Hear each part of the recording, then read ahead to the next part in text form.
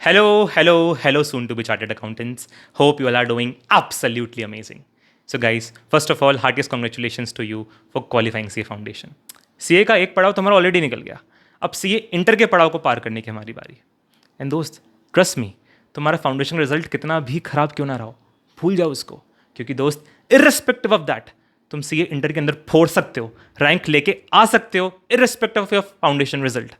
And दोस्त, trust me, तुम अगर इस वीडियो तक आए हो ना, तो तुमने ऑलरेडी फर्स्ट स्टेप ले लिया है अपने इंटर को फोड़ने का. तुम ऑलरेडी मोटिवेटेड हो, प्रोएक्टिव हो इंटर को फोड़ने के लिए. दोस्त जस्ट लाइक यू, 6 साल पहले मैं भी सेम पोजीशन में था. CA CPT का जस्ट अभी रिजल्ट आया था. इंडिया में 8th हाई स्कोर आया था. मोटिवेशन था इंटर को फोड़ने का. बस दोस्त, थोड़ी गाइडेंस की कमी थी.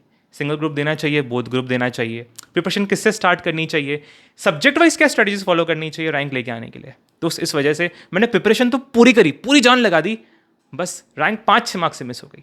फाइनल में जाने का तो मुझे समझ में आया कि मुझे क्या करना चाहिए था इंटर में. इस वजह से दोस्त, मेरी फाइनल के अंदर all India rank 10 I. And मेरे छोटे भाई की भी इंटर फाइनल दोनों में रैंक आई.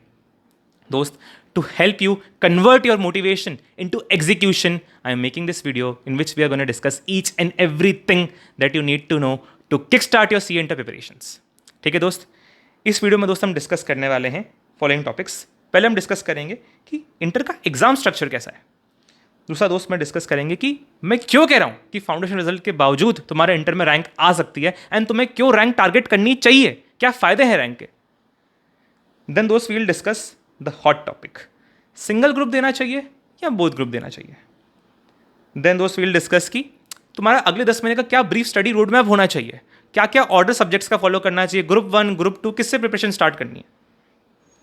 देन दोस्त, अपन डिस्कस करेंगे क्लासेस किस टाइप की लेनी चाहिए. इतनी सारी क्लासेस अवेलेबल है मार्केट में, offline, online, recorded, live, whatever. We will discuss कि तुम्हें क्या करना चाहिए. देन दोस्त, वी विल डिस्कस कि सब्जेक्ट वाइज क्या स्ट्रेटजी फॉलो करनी है तुम्हें इंटर में फोड़ने के लिए, रैंक लेके आने के लिए. एंड दोस्त, क्योंकि हम हर एक टॉपिक डेप्थ में डिस्कस करने वाले हैं, तो लाइकली कि ये वीडियो 2 पार्ट में हो सकता है. सो आप सेकेंड पार्ट भी देखिएगा. ठीक है दोस्त, let's get started with the first topic कि एग्जाम स्ट्रक्चर क्या रहता है इंटर का. अब दोस्त, इसमें अपन डिफिकल्टी लेवल को धीरे धीरे इंक्रीज करेंगे. फर्स्ट अपन इजी टॉपिक से स्टार्ट करते हैं कि ग्रुप का सिस्टम क्या है इंटर और फाइनल के अंदर. देन वील डिस्कस कि पासिंग क्राइटेरिया क्या रहता है. एंड लास्ट में सबसे ज़्यादा complicated topic, concept of exemption. Exemption के क्या रूल्स हैं. अब दोस्त, एग्जेम्पशन के रूल्स के अंदर इतने सारे न्यूएंसेस हैं ना कि हमें सिर्फ ऊपर ऊपर से पता होता है. तो make sure you watch it completely. Exemption के रूल्स क्या क्या हैं, डोंट स्किप इट. ठीक है दोस्त, तो देख दोस्त, इंटर और फाइनल के अंदर ना चलता है ग्रुप सिस्टम. तुम्हारे 2 ग्रुप्स होते हैं, 3-3 पेपर हर एक ग्रुप के अंदर, टोटल 6 पेपर. हर पेपर 100 मार्क्स का होता है, जिसके अंदर 30 मार्क्स के तुम्हारे MCQ रहते हैं एंड 70 मार्क्स का तुम्हारा डिस्क्रिप्टिव पोर्शन रहता है. अब दोस्त, लकीली इंटर के अंदर अभी तक नेगेटिव मार्किंग नहीं है, अभी तक, क्योंकि ICAI ने रूल्स में डाल रखा है कि आगे जाके वो नेगेटिव मार्किंग लेके आ सकता है, बट अभी तक नहीं है थैंकफुली. एंड दोस्त, डिस्क्रिप्टिव के अंदर 70 मार्क्स का पोर्शन रहता है, जैसे तुम्हारा अकाउंट्स और लॉ का पेपर रहता है. सिमिलर स्ट्रक्चर यहाँ पे भी है. 6 क्वेश्चन रहते हैं, 14 मार्क्स के, 84 मार्क्स के, जिसमें से तुम्हें 5 अटेम्प्ट करने रहते हैं. तो 14 × 5 70 मार्क्स का तुम्हारा डिस्क्रिप्टिव पोर्शन कवर हो गया. अब दोस्त, अपन डिस्कस कर लेते हैं कि तुम्हारे इंटर में पेपर्स हैं कौन कौन से. तो देख दोस्त, group 1 G1 3 paper, 100 each, 300 marks का ग्रुप है. पहला पेपर तुम्हारा एडवांस अकाउंट्स रहेगा. Second paper corporate and other laws, तुम्हारा लॉ कवर होगा, जो तुमने कंपनी लॉ पढ़ा था वो तुम्हारा बेस रहेगा. यहाँ पे काफ़ी ज़्यादा ब्रॉड हो जाएगा तुम्हारा company law, and other laws भी कवर होंगे यहाँ पे. देन तीसरा पेपर तुम्हारा टैक्सेशन का रहेगा, जिसमें 2 सब्जेक्ट्स आते हैं. पहला डायरेक्ट टैक्स एंड दूसरा GST. दोनों 50-50 मार्क्स के रहते हैं, टोटल 100 मार्क्स का पेपर. इसलिए तुम्हारे ग्रुप 1 G1 के अंदर 4 पेपर, 4 सब्जेक्ट्स हैं, 3 पेपर हैं. सिमिलरली दोस्त, ग्रुप 2 के अंदर भी 3 पेपर हैं, 300 मार्क्स के, 100 मार्क्स ईच. पहला पेपर कॉस्टिंग, दूसरा ऑडिटिंग एंड एथिक्स. एंड तीसरे पेपर में दोस्त 2 सब्जेक्ट कवर होते हैं, financial management and strategic management, दोनों 50-50 मार्क्स के. तो दोस्त, इस तरीके से सिमिलरली ग्रुप 2 के अंदर भी तुम्हारे पेपर 3 है, लेकिन सब्जेक्ट 4 हैं. तो दोस्त, ये हो गया तुम्हारा G1 and G2, total 6 paper, 8 subjects. And ये दोनों G1 G2 मिला के तुम्हारे जीवन के भी रावण बनने वाले हैं अगले 10 महीने के लिए. दोस्त, तुम G1 या G2 को एक साथ भी लिख सकते हो एक एग्जाम के अंदर, अलग अलग अटेम्प्ट में भी लिख सकते हो कि पहले G1 दे दिया, फिर G2 दे दिया, G2 पहले दे दिया, G1 बाद में दे दिया. ऑप्शन तुम्हारे हाथ में. अभी डिस्कस करते हैं कि पासिंग क्राइटेरिया क्या रहता है तुम्हारा CA इंटर के अंदर. दोस्त देख, तुम सीए इंटर को सी इंटर मत देखो, तुम उसको देखो कि ये दो ग्रुप्स हैं G1 G2, तुमने G1 और G2 दोनों क्लियर कर दिए तो मेरा इंटर क्लियर हो जाएगा। सिमिलरली फाइनल का भी वही स्ट्रक्चर है। अब डिस्कस करते हैं कि G1 G2 कैसे क्लियर करना है। दोस्त वही जो तुम्हारा फाउंडेशन के अंदर पासिंग क्राइटेरिया था, तुम्हें 40% हर पेपर के अंदर स्कोर करना है, यानी 40 मार्क्स। एंड सेकंड क्राइटेरिया, तुम्हें दोनों ग्रुप्स के अंदर इंडिविजुअली 50% एग्रीगेट स्कोर करनी है, यानी 300 का 50%, 150 मार्क्स तुम्हें दोनों ग्रुप्स के अंदर स्कोर करना है, G1 एंड G2 दोनों के अंदर अलग अलग। अब दोस्त हियर इज अ कैच, देखिए जो G1 और G2 है ना, ये है जीवन भर के साथी एक दूसरे के, ये साथ में रहना ज़्यादा पसंद करते हैं, साथ में रहते हैं तो एक दूसरे की कमी पेशी भी दूर करते हैं। लेकिन अगर इन दोनों को अलग अलग कर दोगे तो इनको अपनी अपनी कमी पेशी खुद से ही दूर करनी पड़ेगी। मतलब कि दोस्त, अगर तुम G1 और G2 साथ में लिखोगे तो अगर तुम्हारा एग्रीगेट किसी एक ग्रुप में कम पड़ गया तो दूसरा ग्रुप उसकी भरपाई कर देगा, उसकी कमी पेशी पूरी कर देगा। सपोज करो तुम्हारा G1 में कम मार्क्स रह गया तो G2 उसकी भरपाई करेगा, एंड G2 में कम रहेगा तो G1 उसकी भरपाई करेगा अगर उसके पास में एक्स्ट्रा है, एक्सेस है तो। लेकिन दोस्त अगर तुमने दोनों को अलग अलग कर दिया तो दोनों को अपनी कमी पेशी खुद से ही पूरी करनी पड़ेगी, दोनों को इंडिविजुअली 150 लेके आना पड़ेगा। समझा दोस्त? नहीं समझा तो एग्जाम्पल देख लेते अपन। सपोज करो तुमने September 25 में ग्रुप 1 दिया, ठीक है, तुम्हारा पेपर 1 में 50 मार्क्स आया, पेपर 2 50, पेपर 3 60, टोटल 160 आ गया, तुम्हारा ग्रुप पास हो गया, दोनों तीनों के अंदर 40-40 हो गया, एंड एग्रीगेट भी तुम्हारा 150 हो गया, तो तुम्हारा ग्रुप 1 पास हो गया। अगर तुम ग्रुप 2 लिखते हो जनवरी 26 में, यहाँ तुमने G1 G2 को अलग कर दिया एकदम, पेपर 4 में तुम्हारा आता है 40, पेपर 5 में 50। अब दोस्त तू खुद सोच कि अगर तुम्हें ग्रुप 2 में पास होना तुझे मिनिमम 150 चाहिए, 40-50 तो यहाँ पे आ चुका है 90। अब तुझे P6 पेपर 6 में पास होने के लिए चाहिए रहेगा, अब तुझे पेपर 6 में पास होने के लिए चाहिए रहेगा दोस्त कितना मार्क्स? 60। लेकिन दोस्त तुम्हारा आता है सिर्फ 50, तो तेरा एग्रीगेट तो 140 रह जाएगा। तू भले सब में पास हो गया, 40 तेरा सब में आ गया, लेकिन तेरा एग्रीगेट नहीं बैठा, तो दोस्त तू ग्रुप 2 फेल कर जाएगा, क्योंकि तुझे चाहिए 60 था लेकिन तू लेके आ पाया सिर्फ 50। ऑन दी अदर हैंड दोस्त समझ, अगर तूने September 25 में ग्रुप 1 और ग्रुप 2 को साथ में रहने दिया, दोनों की जोड़ी अलग अलग नहीं करी, तो दोस्त क्या होगा, तेरा ग्रुप 1 के अंदर तेरा जो 160 का स्कोर बैठ रहा था, यहाँ पे तेरे पास 10 नंबर एक्स्ट्रा हैं 150 में से, ये 10 नंबर का बेनिफिट तुझे ग्रुप 2 में ट्रांसफर हो जाएगा। अब ग्रुप 2 के अंदर तुझे 150 में से 10 कम करके सिर्फ 140 ही स्कोर करना है। तो दोस्त अगर तूने यहाँ पे P6 के अंदर जो तूने 50 स्कोर किया था, अगर तूने वो भी यहाँ स्कोर कर दिया 50, तो तू पास हो जाएगा। अगर तू अलग अलग देता तो 50 मार्क्स पे तू पास नहीं हो पाता, लेकिन अब तू पास हो जाएगा क्योंकि ग्रुप 1 ने भरपाई कर दी ग्रुप 2 की। तो दोस्त देखा क्या जोड़ी बनाई आईसीए ने G1 G2 की, एक ग्रुप दूसरे ग्रुप की कमी पूरी कर देता है, इसे कहते हैं सेट ऑफ का कॉन्सेप्ट। ठीक है दोस्त। भैया यार ये फाउंडेशन के अंदर अगर कोई भी एक पेपर में 40 नहीं होता था या एग्रीगेट नहीं हो जाती तो पूरा वापस से लिखना पड़ता था फाउंडेशन। इंटर फाइनल के अंदर भी वैसा ही होता है क्या? नहीं दोस्त, इंटर और फाइनल के अंदर एक एग्जेम्पशन का कॉन्सेप्ट एग्जिस्ट करता है। मतलब सपोज करो कि तुम्हारा कोई ग्रुप, गॉड फॉरबिड अगर तुम फेल हो जाते हो, पास नहीं कर पाते हो किसी ग्रुप के अंदर फॉर एनी रीज़न, यहाँ 40 किसी पेपर में नहीं आया, तुम्हारा एग्रीगेट नहीं बैठा फॉर एनी रीज़न, बट तुमने आईसीए को ये प्रूफ कर दिया कि किसी एक पेपर के अंदर तुम बहुत स्ट्रांग हो, तो आईसीए क्या करेगा, तुम्हारा वो सब्जेक्ट, वो पेपर एग्जम्प्ट कर देगा आगे के पेपर्स के लिए। दोस्त आईसीए कब मानेगा कि तुम्हारा वो कोई पेपर स्ट्रांग है? जब तुम 60 या 60 से ऊपर स्कोर करोगे किसी भी पेपर के अंदर, तब आईसीए मान लेगा कि दोस्त तुम इस पेपर के अंदर स्ट्रांग हो। ये था दोस्त एग्जेम्पशन का कॉन्सेप्ट। अब होगा क्या कि अगले अटेम्प्ट के अंदर तुम्हें पूरा ग्रुप वापस से लिखना पड़ेगा जिसमें तुम फेल हो, सिर्फ उस पेपर को छोड़ के जिसके अंदर तुम एग्जेम्प्ट हुए हो। एक पेपर में एग्जाम मिली तो एक में, दो में मिली तो दो में, उनके अलावा तुम बाकी पेपर्स लिखने पड़ेंगे। ये था दोस्त मोटा मोटी एग्जामिनेशन का कॉन्सेप्ट जो तुम्हें ऑलरेडी पता होगा। अभी अपन डिस्कस करते हैं थोड़े से न्यूएंसेस। दोस्त थोड़ी सी डीप ब्रेथ ले लेना क्योंकि धीरे धीरे कॉम्प्लेक्सिटी बढ़ने वाली है। ध्यान से आराम से सुनना, ठीक है दोस्त। पहले तो दोस्त सिंपल सी बात है कि ये जो एग्जाम्शन है ये ऑप्शनल है। ऐसे ने तुम्हें बेनिफिट दिया है, तुम चाहो तो लो, चाहो तो मत लो। तुम अगले टाइम में सारे पेपर वापस से लिख सकते हो एग्जाम्शन होने के बावजूद भी, ठीक है दोस्त। दूसरा दोस्त लॉजिकल सी बात है कि तुम्हें एग्जाम्शन मैक्सिमम एक ग्रुप के ना 2 पेपर के अंदर मिल सकती है, क्योंकि दोस्त अगर 3 में मिल गई तो भाई तुम्हारा ग्रुप वैसे ही पास हो गया ना, फिर वापस लिखने की जरूरत क्या है। तो मैक्सिमम 2 पेपर, 1 या 2 में मिल सकती है तुमको एग्जाम्शन। अब दोस्त समझते हैं कि पासिंग क्राइटेरिया क्या रहेगा। एग्जाम्शन ले लिया अगर तुमने एक अटेम्प्ट में, तो तुम पास कैसे हो गए अगले अटेम्प्ट में। दोस्त देख, फॉर ऑल प्रैक्टिकल पर्पसेस तुम ये समझो कि जिस पेपर में तुम्हें एग्जाम्शन मिली है, तुम्हारा उसका स्कोर अगले अटेम्प्ट के अंदर ऑटोमेटिकली ट्रांसफर हो जाएगा। मतलब दोस्त मान ले तुझे एक पेपर में एग्जाम्शन मिली है, तो अगले अटेम्प्ट में तुझे लिखना तो सिर्फ 2 पेपर है, लेकिन स्कोर 3 पेपर के काउंट होंगे। पिछले वाले एग्जाम्शन वाले पेपर का स्कोर ऑलरेडी तेरा ट्रांसफर हो जाएगा जितना भी तूने उसमें अचीव किया था।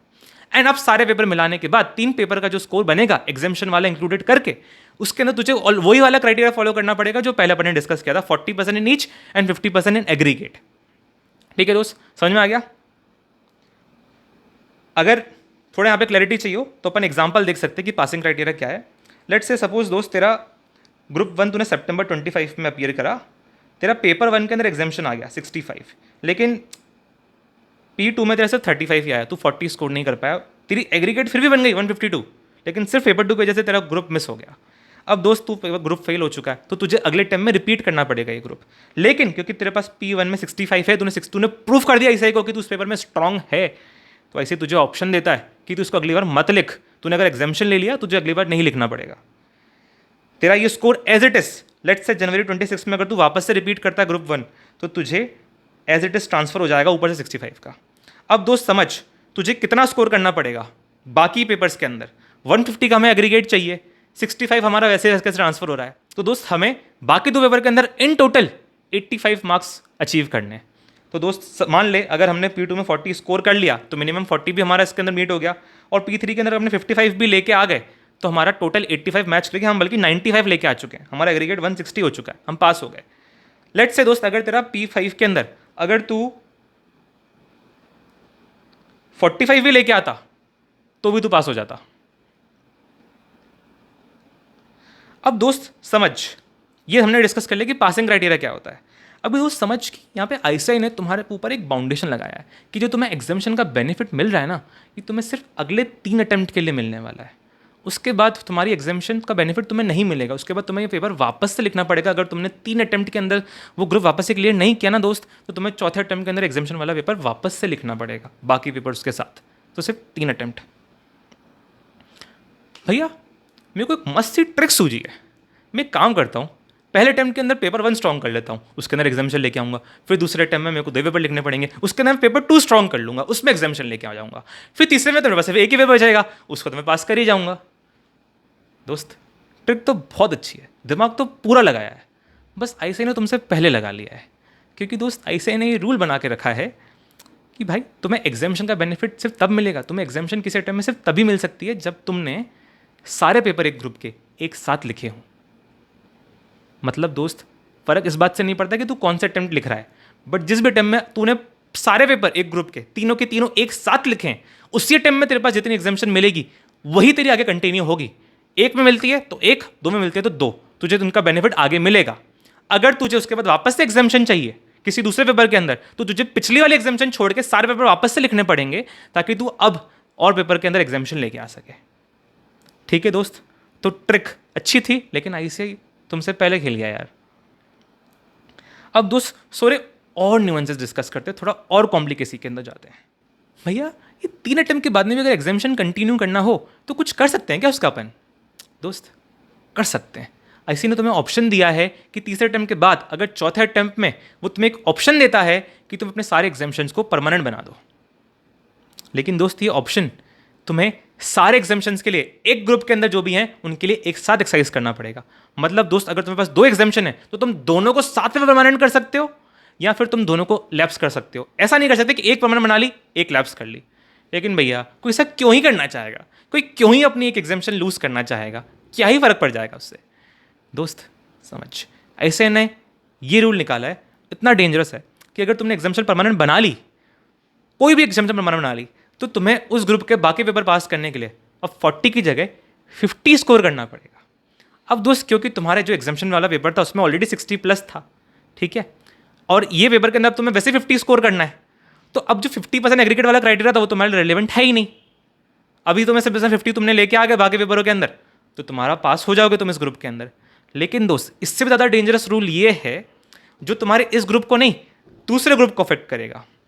वो ये रूल है दोस्त कि जब तुम पहले एग्जाम्शन का बेनिफिट उठाते थे तो तुम्हारा जितना भी स्कोर था उस एग्जाम्स्टेड पेपर के अंदर वो एज इट इज ट्रांसफर हो जाता था, राइट। अकाउंट्स के अंदर 70 होते थे तुम्हारे, तो 70 एज इट इज ट्रांसफर होते थे, 70 एज इट इज काउंट होते थे तुम्हारे उस ग्रुप के परफॉर्मेंस के अंदर। और अगर तुमने 2 ग्रुप साथ में लिखे तो एग्रीगेट के अंदर दोनों ग्रुप के तुम्हारे 70 मार्क्स काउंट होते थे उस एग्जाम्टेड पेपर के। लेकिन दोस्त अगर तुमने ये ऑप्शन एक्सरसाइज करा परमानेंट बनाने का, तो ऐसे ने रूल डाल दिया है कि वो तुम्हारा एग्जाम्प्टेड पेपर का स्कोर तो ट्रांसफर होगा, लेकिन एक्चुअल स्कोर की जगह सिर्फ 50 काउंट होगा। 50 के ऊपर जो भी तुम्हारा स्कोर था वो वेस्ट है, सिर्फ 50 काउंट होगा। अब दोस्त इससे तुम्हारा ये ग्रुप जो है जिसके अंदर एग्जाम्पशन मिली है उसमें तो कोई फर्क नहीं पड़ने वाला, क्योंकि तुम्हें वैसे ही बाकी पेपरों के अंदर 50 तो लेके ही आने हैं एग्रीगेट बनाने के लिए, तो उसमें तो कोई फर्क नहीं पड़ेगा। फर्क पड़ेगा दूसरे ग्रुप के अंदर, अगर तुम दो ग्रुप साथ में लिख रहे हो तो क्योंकि सेट ऑफ का बेनिफिट मिलता था 70 अगर इस पेपर के अंदर थे हमारे, तो वो 20 मार्क्स हमें दूसरे ग्रुप की एग्रीगेट बनाने में हेल्प करते, एक्स्ट्रा 50 के ऊपर जो थे 20 मार्क्स, अब सिर्फ 50 ही काउंट करेंगे, तो दूसरे ग्रुप के अंदर ज़्यादा स्कोर करना पड़ेगा। तो इसलिए दोस्त, इसलिए इतना रिस्की हो जाता है अगर तुम एग्जाम्पशन को परमानेंट बनाने का ऑप्शन एक्सरसाइज करते हो तो। इसलिए दोस्त इसको थोड़ा संभाल के लेना पड़ेगा हमको। भैया ये क्या आप अटेम्प्ट एग्जाम्पशन वगैरह की बातें कर रहे हो, मैं रैंक लेके आऊँगा यार, अब मुझे रैंक का बताओ, रैंक टारगेट है मेरा। ठीक है दोस्त, अभी अपन रैंक की बात करते हैं कि रैंक पहली तो लाई कैसे जाती है। दोस्त तुम्हें पता है कि सी एग्जाम्स के अंदर, इंटर फाइनल के अंदर रैंक तो 50 डिक्लेयर हो सकती है, बट ऑल इंडिया रैंकर 70, 80, 100, 150 भी हो सकते हैं। क्या मतलब भैया? मतलब ये दोस्त कि सी एग्ज़ाम के अंदर, इंटर और फाइनल के अंदर जो रैंक डिक्लेयर होती है वो टॉप 50 स्कोरर्स के लिए नहीं होती है, वो टॉप 50 स्कोर्स के लिए होती है।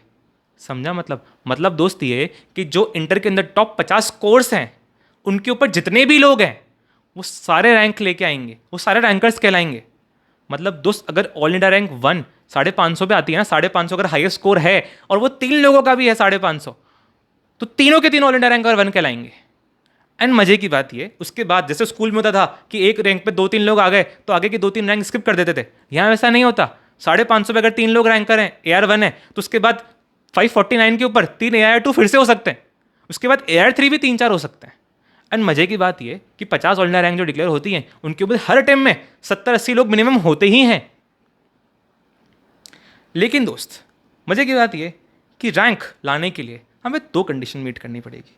पहला, स्कोर तो लेके आना ही पड़ेगा। दूसरा, हमें सारे पेपर दोनों ग्रुप के एक साथ लिखने पड़ेंगे, तभी रैंक आ पाएगी। अगर हमने एग्जाम्पशन का बेनिफिट लिया, 5 ही पेपर लिखे, 4 ही लिखे, तो रैंक नहीं आ पाएगी। एंड दूसरा, रैंक लाने के लिए स्कोर तो हमें लेके आना ही है, उसके अलावा हमें दोनों ग्रुप पास भी करना है, तो 40% और एग्रीगेट वाला क्राइटेरिया भी मीट करना है, उसके बाद टॉप 50 स्कोर में भी लेके आना है। तो 3 क्राइटेरिया होगा रैंक लेके आने के लिए। भैया लेकिन ऐसा कर सकते हैं कि अगर फेल हो गया, फेल होने के बाद रैंक लेके आ सकते हैं? हाँ दोस्त, लेके आ सकते हो। मेरे काफ़ी ऐसे दोस्त हैं जो पहले अटेम्प्ट में फेल हो गए, लेकिन सेकंड अटेम्प्ट में उन्होंने एग्जाम्पशन का बेनिफिट नहीं लिया, सारे पेपर वापस से लिखे और रैंक लेके आ गए। दोस्त ऐसा भी पॉसिबल है, ट्रांसफॉर्मेशन होता है, तुम भी कर सकते हो। अब दोस्त समझ में क्यों बोल रहा हूं कि तुम फाउंडेशन के रिजल्ट के इररिस्पेक्टिव फाइनल के अंदर या इंटर के अंदर रैंक लेके आ सकते हो। दोस्त समझ, फाउंडेशन और इंटर कंप्लीटली डिफरेंट गेम्स हैं, कंप्लीटली डिफरेंट सब्जेक्ट्स है, कंप्लीटली डिफरेंट पैटर्न है, कंप्लीटली डिफरेंट रूल्स हैं। तुम्हारा फाउंडेशन के अंदर जो भी रिजल्ट था फर्क नहीं पड़ता, फाउंडेशन तुमने मजाक में भी निकाली होगी, ऐसा भी पॉसिबल है। इंटर के अंदर अगर हमने दम लगाया है दोस्त, एक शिद्दत से पढ़ लिया ना दोस्त, तो रैंक लेके आ सकते हैं। फाउंडेशन में कुछ भी हो भूल जाओ उसको। अब दोस्त समझ कि हमें रैंक क्यों लेके आनी चाहिए, रैंक का बेनिफिट क्या होता है। दोस्त देख, इंटरव्यू वगैरह होंगे, लिंक्डइन पे पोस्ट वगैरह डालोगे, अखबार में फोटो वगैरह आएगी, वो सब तो छोटी मोटी चीज़ें हैं यार, मटेरियल चीज़ें हैं, शॉर्ट टर्म चीज़ें, छोड़ दे उनको। मैं तुम्हें रियल लाइफ बेनिफिट बताता हूँ रैंक लेके आने के क्या होंगे, प्रैक्टिकल लॉन्ग टर्म बेनिफिट्स। तो सबसे पहला जो तुम्हें बेनिफिट मिलेगा रैंक का, वो होगा आर्टिकलशिप के अंदर। बिग 4 के आर्टिकलशिप तुम ऑलमोस्ट सील्ड समझ लो, सील्ड एंड डन समझ लो अगर तुम्हारी रैंक आ चुकी है तो। भैया मतलब जिनकी रैंक नहीं आती वो बिग 4 में नहीं जाते क्या? दोस्त जाते हैं, मेरी भी 5-6 मार्क्स से रैंक मिस हो गई थी, मेरा भी बिग 4 में था आर्टिकलशिप। लेकिन दोस्त प्रॉब्लम ये है कि जिनकी रैंक नहीं आ पाती उनको रैंकर से कंपैरिजन में काफ़ी ज़्यादा स्ट्रगल करना पड़ता है रैंक आर्टिकलशिप लेने के लिए बिग 4 के अंदर। दोस्त मेरी तो रैंक सिर्फ 5-6 मार्क्स से मिस हुई थी यार, उसके बावजूद इतना स्ट्रगल करना पड़ा था बिग 4 की आर्टिकलशिप लेने के लिए कि कभी बाद में बात करेंगे उस बारे में। तो दोस्त पॉसिबल तो है, रैंक नहीं आई तो भी बिग 4 में आर्टिकलशिप मिल जाएगी, लेकिन साइंड सील्ड एंड डन समझ लो अगर तुम्हारी रैंक आ जाती है तो एकदम स्मूथली तुम्हें मिल जाएगी बिग 4 की आर्टिकलशिप। दूसरा दोस्त, इंडस्ट्रियल ट्रेनिंग। अब दोस्त इंडस्ट्रियल ट्रेनिंग के अंदर जो बेनिफिट होगा, पहले समझ कि 1 साल के आर्टिकलशिप के बाद ऐसे ही तुम्हें बेनिफिट देता है कि तुम इंडस्ट्रियल ट्रेनिंग के लिए जा सकते हो। अब दोस्त इंडस्ट्रियल ट्रेनिंग के अंदर जो सबसे ज़्यादा सॉट आफ्टर रोल्स होते हैं, सबसे ज़्यादा सॉट आफ्टर ऑर्गेनाइजेशन जो होती हैं, लाइक फॉर एग्जाम्पल BCG, जो दोस्त इंडस्ट्रियल ट्रेनिंग के अंदर ही 1.5 लाख का स्टाइपेंड देती हैं पर मंथ। तो समझ 1.5 लाख पर मंथ का स्टाइपेंड, इतना तो जो लोग सीए बन जाते हैं ना उनका पर मंथ का एवरेज सैलरी नहीं होता है। वो लोग 70 से 90 हज़ार के बीच में कमाते हैं सीए बनने के बाद। एंड ये बीसी जैसी ऑर्गेनाइजेशंस तुम्हें इंडस्ट्रियल ट्रेनिंग के अंदर सीए इंटर के बाद ही 1.5 लाख का महीने का स्टाइपेंड देती हैं। तो दोस्त ये जो ऑर्गेनाइजेशंस हैं ये सिर्फ इंटर के लोगों के, इंटर के अंदर रैंकर्स को ही प्रेफर करती है। एंड दोस्त अगर तुम्हारा इनमें हो गया, अगर तुम्हारा बीसीजी में इंडस्ट्रियल ट्रेनिंग हो गया रैंक लाने के बाद, तो समझ दोस्त तुम्हारी जीवन सेट हो गया। अगर तुमने परफॉर्मेंस अच्छा किया तो ये तुम्हें सीए बनने के बाद रिटेन कर लेंगे, भले से तुम्हारी फाइनल में रैंक आए या नहीं आए। एंड तुम ऑन एन एवरेज एक non ranker CA final pass out से कई गुना ज़्यादा कमाओगे। दूसरा दोस्त, अगर तुम्हारी रैंक आती है तो एक तरीके से तुम्हारी सीवी के ऊपर वो परमानेंट अचीवमेंट है। तुम लाइफ में कहीं भी जाओ, कभी भी जाओ, कितने साल बाद भी जाओ, तुम्हारी सीवी के अंदर जो तुम्हारी रैंक है वो हमेशा तुम्हें एज देगी over any other candidate for that job और फॉर एनीथिंग। भले से फ्यूचर में तुम्हें एमबीए करना हो, वहाँ भी तुम्हें एज मिलेगा अगर तुम्हारे पास सीए इंटर के अंदर या फाइनल के अंदर रैंक होती है तो। एंड दोस्त चौथा बेनिफिट थोड़ा मामूली सा है लेकिन फ़र्क पड़ता है। अगर तुम्हारे इंटर में रैंक आ गई तो तुम्हें फाइनल क्लासेस में अच्छा खासा डिस्काउंट मिलेगा यार। छोटा मोटा की बट ठीक है, बता दिया। और दोस्त सबसे बड़ा बेनिफिट, ये सब चीज़ें छोड़ो, ये सब तो पैसे की बात कर रहे थे अपन। सबसे बड़ा बेनिफिट जो तुम्हें मिलता है दोस्त वो होता है साइकोलॉजिकल बेनिफिट। दोस्त देख, ये जो इंटर की जर्नी है ना काफ़ी मुश्किल जर्नी है, काफ़ी स्ट्रगल करना पड़ता है दोस्त। मेरी खुद की जर्नी में मैंने इतना स्ट्रगल किया है, लिटरली इतनी बार मन करता है कि रोज़ 10-10 घंटे 12-12 घंटे पढ़ रहे हो, छोड़ दो सब कुछ यार, छोड़ छाड़ के चल जाओ घर वापस, छोड़ो सारी पढ़ाई, मन करता है गिव अप करने का। लेकिन दोस्त ऐसे फेस के अंदर सिर्फ एक रैंक ही ऐसी चीज़ है जिसकी मोटिवेशन तुम्हें इतनी मेहनत कराती है, तुम्हें हर डिमोटिवेशन के बाद फिर से गेट बैक करने का मौका देती है, मोटिवेशन देती है। और दोस्त इस मोटिवेशन, इस मेहनत से तुम्हारी रैंक भले से मिस हो जाए यार, लेकिन बोथ ग्रुप तो हंसते खेलते निकल ही जाओगे और इतना अच्छे से पढ़ोगे कि तुम्हारी आर्टिकलशिप बिग 4 के अंदर इजीली लग जाएगी। तो दोस्त ये सबसे बड़ा बेनिफिट रैंक टारगेट करने का। अब दोस्त अपन डिस्कस कर लेते हैं हॉट टॉपिक, सिंगल ग्रुप लिखना चाहिए या बोथ ग्रुप लिखना चाहिए। तो दोस्त मैं समझ सकता हूँ तुम्हें लग रहा होगा कि यार फाउंडेशन का रिजल्ट अभी अभी आया है, थोड़ा ख़राब सा था, डाइसी सा था, दोनों ग्रुप दे पाऊंगा नहीं दे पाऊंगा, समझ नहीं आ रहा। दोस्त ये समझ कि तू दोनों ग्रुप लिख सकता है, डर मत, तू लिख सकता है। बस थोड़ी देर मेरे साथ ये बात सुन कि बोथ ग्रुप लिखने का फ़ायदा तुम्हें क्या मिलने वाला है, उसके बाद अपन डिसाइड करते हैं कि हमें सिंगल ग्रुप लिखना चाहिए या बोथ ग्रुप लिखना चाहिए। दोस्त देख, पहला बेनिफिट जो तुम्हें मिलेगा बोथ ग्रुप लिखने पे वो होगा सेट ऑफ का बेनिफिट। जैसा अपन ने पहले डिस्कस करा कि दोनों ग्रुप जोड़ी हैं, जीवन भर के साथी हैं, एक दूसरे की कमी पेशी पूरी करते हैं, तो बेनिफिट मिल जाएगा तुम्हें दूसरे ग्रुप के अंदर। अगर तुम दोनों ग्रुप लिखते हो तो सेट ऑफ मिल जाएगा। दूसरा दोस्त, रैंक लाने की पॉसिबिलिटी तब है जब तुम बोथ ग्रुप लिखते हो। अगर तुमने अभी से बोल दिया कि भाई मैं सिंगल ग्रुप ही लिखूंगा, तो तुम खुद को ये बोल रहे हो कि भाई मैं रैंक ला ही नहीं सकता, लेकिन तुम रैंक लेके आ सकते हो भाई। एंड खुद को ये समझाने के लिए तुम रैंक लेके आ सकते हो, तुम्हें बोथ ग्रुप लिखना पड़ेगा। तीसरा दोस्त, सबसे बड़ा बेनिफिट साइकोलॉजिकल बेनिफिट। दोस्त ये समझ, तेरे पास 10 महीना है एक ग्रुप के प्रिपेयर करने के लिए। अगर तू ये मानता है कि तुझे एक ग्रुप लिखना है, तेरे पास 10 महीना एक ग्रुप प्रिपेयर करने के लिए, एंड बाद में 4 महीने बाद तो तू ग्रुप 2 लिखेगा। दोस्त समझ, जब तू खुद को इतना ज़्यादा टाइम दे रहा है 10 महीना एक ग्रुप प्रिपेयर करने के लिए, तो जेन्युइन से आते तेरे अंदर बहुत ज़्यादा लथार्जी आ जाएगी, डेट वगैरह पे चल जाएगा, पार्टी वगैरह में चलने जाएगा, किसी दोस्त ने टपरी पे बुलाया तो टपरी पे तू उठ के चल जाएगा, तो पढ़ाई नहीं करेगा सीरियसली भाई। और दोस्त जब तुम्हें पता है मेंटली कि 4 महीने बाद तो पेपर मेरे को वापस से लिखना है दूसरे ग्रुप का, तो चलो यार ग्रुप 1 भी उसमें दे देंगे, अगर पढ़ाई नहीं होगी तो क्या ही बिगड़ जाएगा मेरा, ठीक है। ये तुम्हें सबकॉन्शियस में चलता रहेगा। एंड तीसरा दोस्त ये समझ, तुम एक विशेष लूप में फंस जाओगे अगर तुम सिंगल ग्रुप पे गए तो। वो कैसा दोस्त, समझ तूने एक ग्रुप अभी सितंबर 25 में लिख दिया, अब दोस्त एग्जाम के बाद में तुझे क्या पता है कि तू पास होगा कि नहीं होगा। तुझे एग्जाम के बाद में हमेशा ही डर लगेगा यार, स्ट्रेस रहेगा यार, पास भी हो रहा हूँ कि फेल हो जाऊंगा इस ग्रुप के अंदर। तुम इस चक्कर में दूसरे ग्रुप की भी प्रिपरेशन स्टार्ट नहीं कर पाओगे। एंड दोस्त 1.5 महीने बाद रिजल्ट तो आ जाएगा तुम्हारे ग्रुप 1 का, जो भी तुमने ग्रुप लिखा था। अगर पास हो गए उसके अंदर तो बढ़िया, एक ग्रुप तो निकल गया, लेकिन अब दूसरा ग्रुप प्रिपेयर करने से तुम्हारे पास सिर्फ 2.5 महीना ही बचा है। पहला 1.5 महीना तो तुमने स्ट्रेस में वेस्ट कर दिया यार। और अगर गॉड फॉरबिड अगर तुम उस ग्रुप में फेल हो गए, तो दोस्त 2.5 महीने में जहाँ तुम्हें पहले एक ग्रुप प्रिपेयर करना था, अब तुम्हें 2 ग्रुप वापस से प्रिपेयर करने पड़ेंगे। तो दोस्त ये सर्कल तुम्हारा हर बार चलता जाएगा अगर तुम एक एक ग्रुप पे जा रहे हो तो। हर 4 महीने के लूप में फंसते चल जाओगे। बेटर है बोथ ग्रुप टारगेट करो। दोस्त मैं समझाता हूँ तुम्हें करना क्या चाहिए, वे फॉरवर्ड तुम्हें क्या रखना चाहिए। दोस्त समझ, अगर तुम्हें लगता है कि तुम 2 ग्रुप नहीं दे पाओगे तो दोस्त आज से ही क्यों हार माननी है बोथ ग्रुप से। तो एटलीस्ट तैयारी तो कर, एटलीस्ट टारगेट तो कर अभी आज से कि मैं बोथ ग्रुप लिखूंगा, मेरे में मोटिवेशन है, मैं कर सकता हूं। तू टारगेट तो कर। 6 महीने बाद, 7 महीने बाद अगर तुझे लगता है कि भाई तेरी प्रिपरेशन अच्छे से नहीं हुई है, तब अपन वापस से इवैल्यूएट करेंगे ना भाई कि अपन एक ग्रुप लिख सकते हैं कि दोनों ग्रुप लिख सकते हैं। अगर हमें एक ग्रुप पे ही जाना है तो अपन तब डिसाइड करेंगे ना भाई। आज ही क्यों अपन हार मान लें? लड़के तो देखेंगे कम से कम पहले, उसके बाद सोचेंगे ना हमें हार माननी है कि नहीं बोथ ग्रुप से। दोस्त आज से 2 ग्रुप की तैयारी करो, 7 महीने बाद सोचना कि कहाँ जाना है, एक ग्रुप लिखना है या 2 ग्रुप लिखना है। आज से हथियार मत डालो। एंड इस मोटिवेशन से बोथ ग्रुप से तुम्हें पढ़ने की मोटिवेशन रहेगी, तुम रोज पढ़ोगे, मेहनत करोगे, रैंक भी लेके आ सकते हो।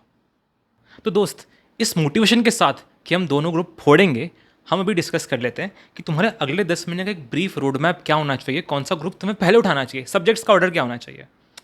तो दोस्त देख, हमारे पास फाउंडेशन रिजल्ट से लेके आज से लेके इंटर के एग्जाम के बीच में 10 महीने का गैप है, ठीक है। और रैंक लेके आने के लिए या दोनों ग्रुप फोड़ने के लिए हमें मिनिमम 3 रिवीजन तो करने ही पड़ेंगे। 4 कर सकते हो तो करो, कोई इशू नहीं है, लेकिन 3 रिवीजन के लिए हमें मिनिमम चाहिए 3 महीने।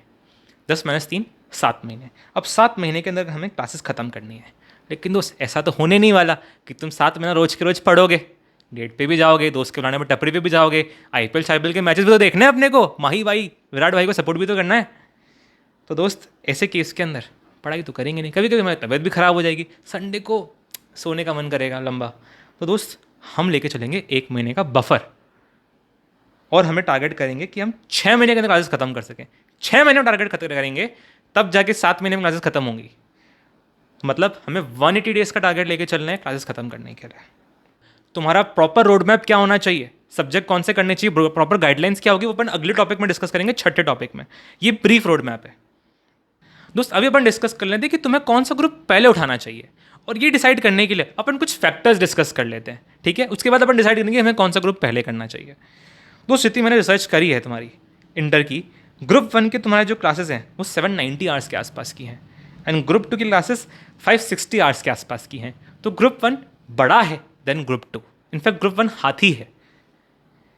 दूसरा देख दोस्त, कुछ सब्जेक्ट्स के अंदर ना लिंकेजेस है, यहाँ का सब्जेक्ट वहाँ पे काम आता है, यहाँ का कॉन्सेप्ट वहाँ काम आता है। कौन से लिंकेजेस है ज़्यादा इंपॉर्टेंट है वो बता रहा हूँ, बाकी छोटे मोटे तो हर जगह पे हैं। दोस्त देख, अकाउंट्स और ऑडिट के अंदर लिंकेजेस हैं। अगर तुम ऑडिट पढ़ रहे हो तो तुम्हें पहले अकाउंटिंग ट्रीटमेंट पता होना चाहिए। अकाउंटिंग ट्रीटमेंट पता होगा दोस्त, उसके बाद तो उसकी ऑडिट करोगे। तो ऑडिट के अंदर कुछ अकाउंट से कॉन्सेप्ट्स काम आते हैं, कुछ सर्टेन स्टैंडर्ड्स ऑन ऑडिटिंग ऐसे हैं जिसके अंदर अकाउंटिंग स्टैंडर्ड्स काम में आते हैं, उनकी अंडरस्टैंडिंग काम में आती है। तो अकाउंट्स पहले होना चाहिए अपना ऑडिट से। दूसरा दोस्त, लॉ और ऑडिट के अंदर भी इंटरलिंकेजेस हैं। क्यों दोस्त? क्योंकि दोस्त लॉ के अंदर आ रहा है कंपनी लॉ, एंड ऑडिट के अंदर भी कंपनी लॉ आता है, कंपनी ऑडिट आता है। तो दोस्त कंपनी ऑडिट करने के लिए हमें पहले पता तो होना चाहिए ना कि कंपनी होती क्या है, कंपनी के अंदर रूल्स कौन कौन से, उसके बाद तो तुम कंपनी की ऑडिट करोगे। तो इसलिए ऑडिट के अंदर भी लॉ की थोड़ी बहुत अंडरस्टैंडिंग काम आती है, not that significant as accounting and audit, but यहाँ पे भी काम में आती है। ठीक है दोस्त, तो ये रीज़न की वजह से कि लेक्चर ड्यूरेशन एंड सब्जेक्ट के जो लिंकेजेस हैं, इसकी वजह से आई वुड से कि दोस्त अगर तुम पहला ग्रुप 1 निपटा लेते हो तो तुम्हारे दिमाग में थोड़ा साइकोलॉजिकल रिलीफ रहेगा कि यार हाथ ही निपटा दिया मैंने, अब मेरे को ग्रुप 2 करना है, छोटा सा ये हो जाएगा। बट अगर तुम ग्रुप 2 पहले कर लेते हो तो बाद में तुम लथार्जी के साथ करोगे, एंड बाद में ग्रुप 1 तुम्हारे को लंबा पड़ जाएगा, भारी पड़ जाएगा। दूसरा दोस्त, ये इंटरलिंकेजेस भी हैं, अकाउंट्स लॉ तुम्हें पता होनी चाहिए, उसके बाद तुम्हें ऑडिट में हेल्प मिलेगी, तो बेटर रहेगा ग्रुप 1 पहले कर लो। एंड दोस्त सबसे important cheese, time available for attempt. दोस्त जैसा कि मैंने पहले डिस्कस करा था कि हम 6 महीने बाद इवेल्युएट करेंगे कि हम एक ग्रुप दे रहे हैं कि 2 ग्रुप दे रहे हैं, right. God forbid for some reason, मान लो तुम्हें तबियत खराब हो जाए, कुछ भी और हो जाए, अगर ऐसी सिचुएशन होती है कि हम 2 ग्रुप पे नहीं जा पाते, हम एक ही ग्रुप दे पाएंगे, तो तू खुद सोच, तुम्हें पहला अटेम्प्ट लिखने के लिए 10 महीने मिल रहे हैं, अगले अटेम्प्ट के लिए तुम्हें 4 महीने मिलेंगे। क्या ये बेटर नहीं रहेगा कि 10 महीना जहाँ तुम्हें मिल रहा है, ज़्यादा टाइम जहाँ तुम्हें मिल रहा है, उसमें तुम बड़ा ग्रुप निपटा लो और 4 महीने में तुम छोटा ग्रुप निपटाओ। तो दोस्त अगर ऐसा करना ही है तो पहले बड़ा ग्रुप कर लेते हैं ना अपन, पहले अटेम्प्ट में अपन ग्रुप 1 टारगेट करते हैं, तो बेटर रहेगा कि अपन ग्रुप 1 से स्टार्ट करेंगे, तो हम ऐसी पोजीशन में होंगे कि हम 10 महीने बाद बड़ा ग्रुप निपटा पाएंगे। एंड 4 महीने बाद अगले अटेम्प्ट में छोटा ग्रुप निपटा लेंगे। समझा दोस्त? इसलिए सजेस्टेड ये रहेगा कि ग्रुप 1 से स्टार्ट करो, बाकी ज़्यादा कुछ फर्क नहीं पड़ेगा, तुम्हें कोई ऑर्डर फॉलो करना है कर सकते हो। दोस्त मार्केट में इतने सारे क्लासेस के मॉडल्स अवेलेबल हैं, ऑफलाइन, ऑनलाइन, रिकॉर्डेड, लाइव। कैसे डिसाइड करना है कि मेरे लिए कौन सी क्लासेस बेस्ट हैं, वो कौन से क्राइटेरिया मुझे इवेल्युएट करने चाहिए अपने लिए बेस्ट क्लास डिटरमाइन करने के लिए, दोस्त ये topic and subject wise strategies मेरी क्या रहनी चाहिए इंटर में फोड़ने के लिए, रैंक लेके आने के लिए, दोस्त ये दोनों टॉपिक हम लोग डिस्कस करेंगे मेरे नेक्स्ट वीडियो के अंदर। जब वो अपलोड हो जाएगा तो I will put the links in the description, do check that out as well. और हाँ दोस्त, एक सीक्रेट बात, ये वीडियो तुमको पसंद आया हो तो उसका फ़ायदा तुम्हें तभी मिलेगा जब 3 लोग को शेयर करोगे, चैनल सब्सक्राइब करके जाओगे। Jokes apart guys, if you really like this video and want to stay connected for more such guidance, do consider subscribing this channel or joining my Telegram channel from the links given in the description. You will get the PDF of this video as well in my Telegram channel. And yes dost, if you think I missed out on something or want to discuss something else, don't hesitate in reaching out to me directly. Thank you so much guys, and you're gonna rock in your exams. All the best dost.